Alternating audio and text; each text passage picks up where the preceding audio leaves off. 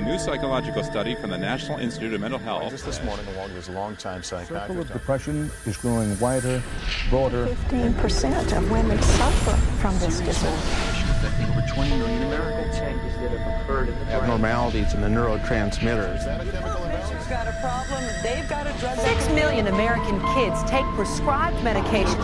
Need psychiatric care. But what if the criminal is mentally ill? The punishment, a form of aversion therapy. 10 minute cures on the show, but I want to... Seasonal affective disorder. OCD. Oppositional defiant disorder. Schools criticized for overprescription. Everywhere you look, there it is. Think psychiatry has nothing to do with you? Think again. The whole field of psychiatry has gotten into every facet of your life. They basically believe that everyone is mentally ill. You smoke too much, it's a disease. You're too unhappy, it's a disease. You're too thin, it's a disease. You're too fat, it's a disease. Where are these coming from? These are coming from the minds of psychiatrists that are dreaming these things up, writing papers and getting published with their names on it, creating these new diseases. First he said that I had ADD. Then he said that I was depressed. Then he said I might be bipolar, but I don't have ADD anymore. And he said, you know, I've been noticing you, and I wonder if you have it too. What they decided is that both my husband and my son had a chemical imbalance that needed to be corrected with a chemical balancer. There is not one shred of credible evidence that any respectable scientist would consider valid, demonstrating that anything that psychiatrists call mental illness are brain diseases or biochemical imbalances. It's all fraud. There's no reliability of diagnosis, and there is no science. It's just pseudoscience. It's pretend science. This is one of the most open secrets in all of America in the psychiatric field, that nothing is being done that's legitimate, and they're billing for it. Psychiatrists claim that over 1 billion of the world's population is mentally ill. In the past 30 years, they have prescribed psychiatric medications to 543 million people.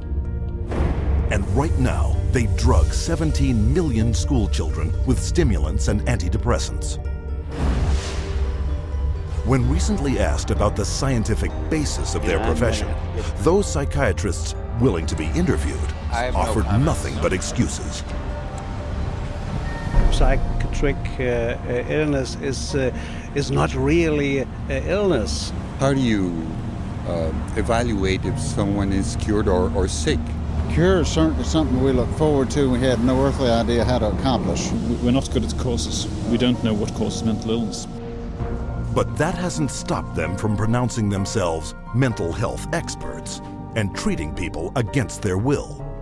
And the results? This psychiatrist, man who's supposed to work to heal people, has done nothing but destroy this man's life, and in destroying his life, destroying the lives of all of his loved ones. Excuse me. They've damaged and ruined my son, and they've trapped him in a system. The way that they treated him and made him feel like he was worthless. Bryant was being kept dumb and high on Ritalin so that they could make $2,500 per month. He gave me Valium, and I got addicted to it. It wiped out my life. My life has been ruined. My joy has been stolen. She was laying there. She took two gasps of air and died right there in front of me. It is really tragic. It's awful. And it's being done for money. That's why it's being done. Oh, it's got to be in the billions. I don't know the exact number, but it's got to be in the billions. It's just unbelievable. This is so big that it boggles the mind. Take the human tragedy you have just seen and multiply it by the millions.